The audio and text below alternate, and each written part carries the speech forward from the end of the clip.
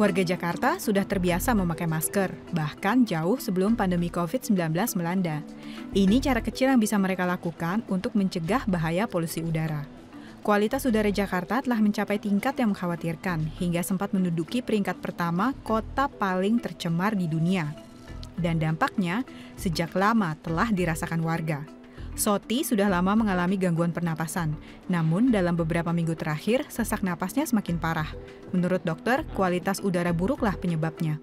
Sendiri loh, kata saya, kalau saya meninggal, anak ada yang tahu demi Allah. Kenapa sudah kayak nggak ada saya, kayak nyesek gitu. Ya kata saya lah, mudah-mudahan aja, kata saya, sebisa-bisa saya syariatin aja sendiri, saya rusak-rusak, alhamdulillah. Kalau meninggal loh, malam loh, nggak ada yang tahu loh. Perempuan yang berusia 57 tahun ini adalah salah satu dari banyak orang yang menderita infeksi saluran pernafasan di ibu kota. Lebih dari 1,5 juta kasus baru telah tercatat di Jakarta pada tahun 2023 ini. Di sini memang ada peningkatan baik secara jumlah kunjungan maupun dari gejalanya. Saya pasien-pasien asma, PPOK yang biasanya sudah rutin kontrol dan tidak ada gejala, tiba-tiba beberapa minggu ini mengeluhkan batuk, ya, lebih sering, sesak, yang itu juga kita berpikiran apakah ini karena polusi udara. Bahkan Presiden Joko Widodo pun nampaknya turut terdampak.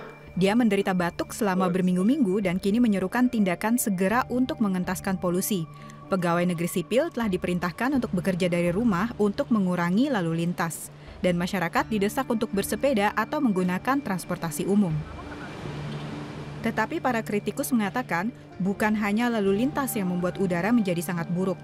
Mereka menuding 16 pembangkit listrik tenaga batubara yang beroperasi di sekitar ibu kota sebagai biang keladi. Hak atas udara bersih adalah isu politik.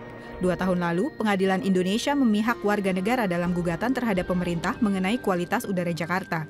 Salah satu penggugat adalah Walhi, sebuah LSM yang telah lama berkampanye melawan polusi udara di ibu kota. Di tahun 2030, di tahun 2050, itu Jakarta punya kenaikan kebutuhan energi yang cukup tinggi. Artinya belum ada sampai saat ini alternatif-alternatif untuk support energi bagi Jakarta, sehingga PLTU masih jadi salah satu sumber energi yang dominan digunakan oleh untuk mendukung begitu, baik itu untuk kebutuhan rumah tangga maupun untuk kebutuhan industri. Pemindahan ibu kota ke Pulau Kalimantan menurut Jokowi adalah salah satu solusinya. Tapi itu mungkin tidak cukup bagi orang-orang yang menetap di Jakarta. Para pengkritik mengatakan bahwa kecuali langkah-langkah radikal diambil, masyarakat di sini masih akan menderita akibat polusi kronis di Jakarta.